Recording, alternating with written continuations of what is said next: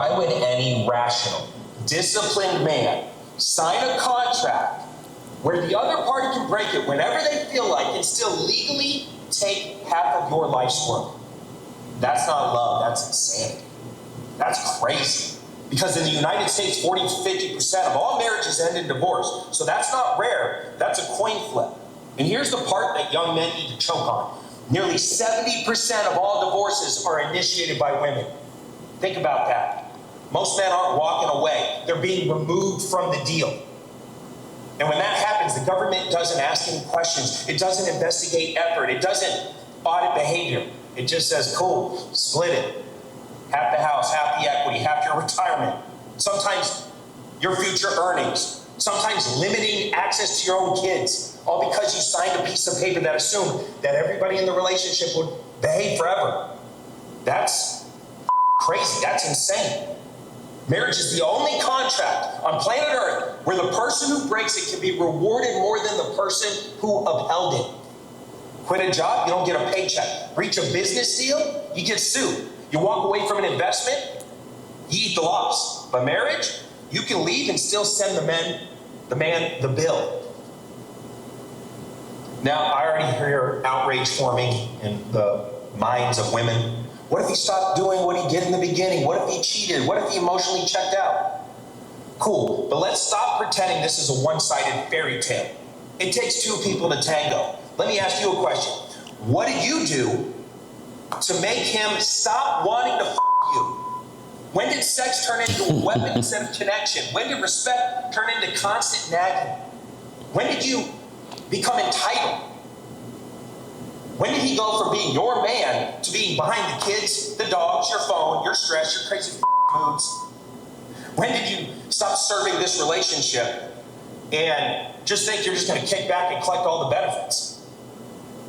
When he quietly became the provider, the protector, the fixer, the emotional punching bag, the walking ATM, well, you brought nothing but expectations and complaints. And then you wonder why it failed.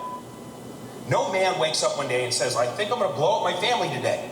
They drift after being ignored. They disengage after being disrespected. They shut down after being treated like a utility instead of a man. And instead of self-reflection, the story's always the same. I wasn't happy, I deserved more, I outgrew him. Funny how personal accountability evaporates right when the system rewards an exit. And that's the real issue. The system doesn't care who stopped showing up. It doesn't care who withdrew the intimacy. It doesn't care who poisoned the household. It just redistributes assets and moves the on. That's not partnership, that's legal roulette. So read your contract, understand the incentives, and stop confusing tradition with intelligence. Because if it's a bad deal on paper, it's a bad deal in real life. And men are finally waking the up and asking the only question that matters. Why in the would I ever sign that? Yeah, Buddy wasn't having it. He said, I got a piece of my mind to share. Oh man, I'm not making fun of him or making light of it. Let's start here. His frustration that he made known was with the contract of marriage and how the system handles divorce. Obviously, I've said it before, I said again, I'm not an expert. I'm not a lawyer, a divorce lawyer. I've never been married. So I'm just giving commentary from a surface standpoint. I'll start here. You hate to see a divorce happen, when it hasn't been any abuse and, ongoing infidelity, stuff like that, anything extreme, right? You just hate to see it happen because you can see the brokenness in people's lives, in their heart, in how they talk. I've seen it age people, it's crazy. And I've seen two sides of this coin to where I've seen women who are divorced who their hand was forced, and I've seen men whose hand were forced. It's just an ugly thing. And I think I don't know if he's been divorced, but the point he's making is that, it's a bad contract because you can lose so much. but I'd have to say this needs to be mentioned as well. There were times where women didn't have any say so, and when they started getting their rights as they should,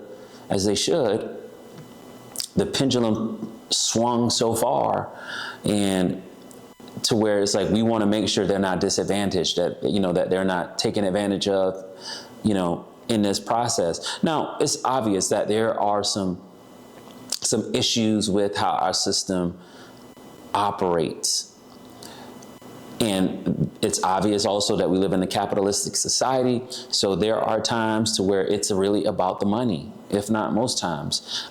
I saw a documentary some years back about just how much money family court makes, and how, you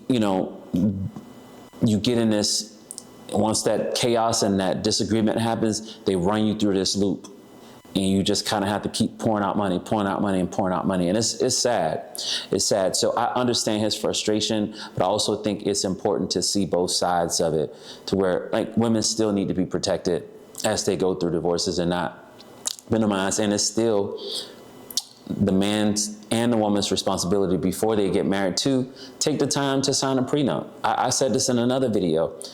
Vet each other well and get a prenup. It's like insurance, because and you gotta always remember these things. Like, you can't expect somebody who dislikes you to do right about you.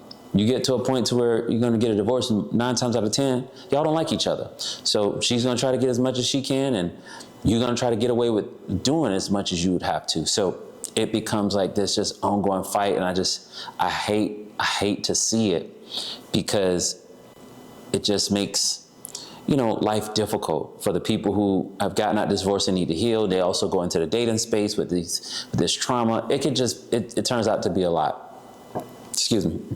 But I will say this. I think it's important for us to be careful, especially as Christians, to make sure when we're hearing people share their story, share how they feel, to just listen and not throw Jesus, not throw scriptures at them, especially when they don't ask us for our thoughts on it or our opinion or our advice. It's important to listen. It's either he's been through this or he knows someone who's gone through it.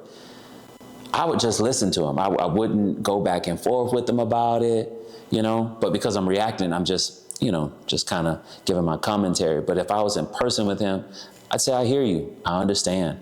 There are things wrong with the system.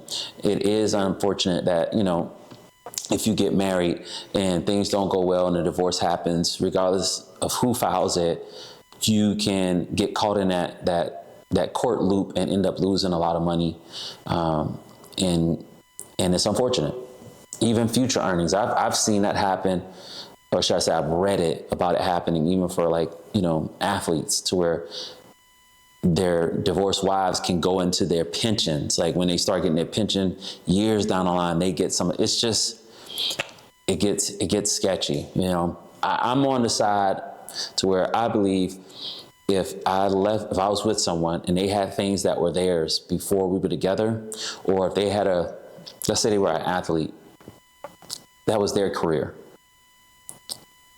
If we worked and got things together, I think we should allow it to fairly be, distributed to her and I. But if there are things that she did in her career, I just don't believe I should have access to that. And I don't think anyone in good conscience, unless they were like a stay-at-home mom and they had an agreement before marriage, I don't think they should be taking things like that. But that's just my thought process, especially because I personally just don't want to treat someone wrong. You have to live with that when you are greedy and you are being nasty. You have to live with that, man or woman. So my thoughts are to avoid this kind of stuff. Vet women well. Women vet men well. Ask them about their family. Ask them about their relationships. Slow down. There's a preacher who used to say, I walk slow so I don't, have to walk backwards. So take your time, get to know people, and don't feel rushed or obligated to jump into a marriage. Just to end up having struggles and seeing someone that realizing like you married someone that is a monster on both ends. So just vet better. I'm sorry that he went through that, and for anybody who's gone through that. But I think what his focus is about the contract of marriage and how our system is taking advantage of it and capitalizing off of it, and how unfortunately it affects men in a way that he believes is unjust. And I've heard, and I've witnessed it I have some buddies who've gone through divorce, and it's just been a headache, especially, and these two guys I've known walk through it closely with, it's been a lot with the custody battle of their children, and that's the headache. But anyways, y'all let me know what y'all think in the comment section about what he's saying in terms of the contract. He's like, why would anybody get married or essentially sign that contract when it's like that? But my take is get a prenup. But y'all let me know what y'all think in the comment section. I'll catch y'all